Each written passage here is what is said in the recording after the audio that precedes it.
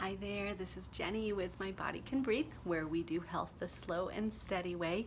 I am in video 1 of a 4-part series about cravings, and I am so appreciative that you've jumped in here because we are going to talk about how to befriend our cravings. Normally, if I'm not mistaken, and you're not alone, we fight them and we think they are something to be avoided or denied. It's a battle of the wills, right? And if we give in, then we are failures. And we really spend a lot of emotional energy, don't we, fighting against ourselves. What's good, what's bad, and it's a lot of work. And what I want to do in this series is encourage us to invite our cravings in and to get curious about them and use them as clues to help us figure out how to better take care of ourselves.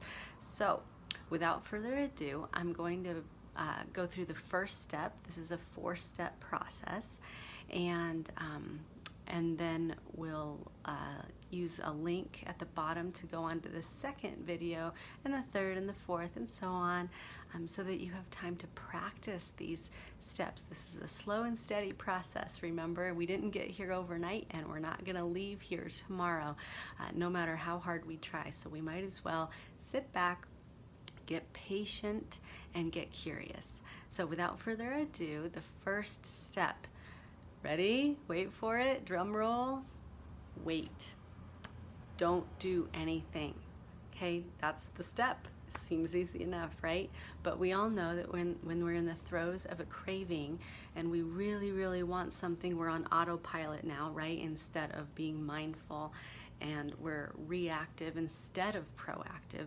We really kind of lose our minds. We don't know how to wait. We just go for it, whatever it might be. And keep in mind, most likely it's food, rightly so. We associate cravings with food, but keep in mind that this can also be behaviors that we are just like at our wits' end about, but we do anyways. Like when we stay up too late watching a Netflix show, for instance, when we know we have to wake up early the next morning.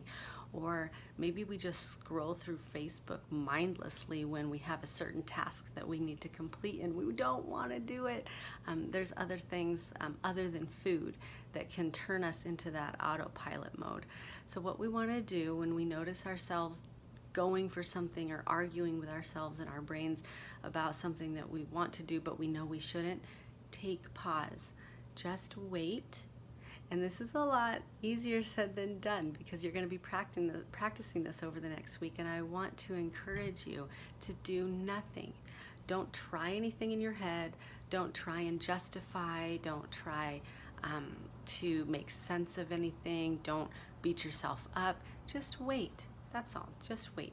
You can do something else if you'd like, or you can sit quietly, but just wait. Okay? 90 seconds. If you need to set the timer, do that. And when you feel sufficiently settled in the waiting, then go ahead and click on the next link and we'll go on to step number 2, all right? Thank you so much for watching. You can always subscribe to my channel or like me on my Facebook page at My Body Can Breathe.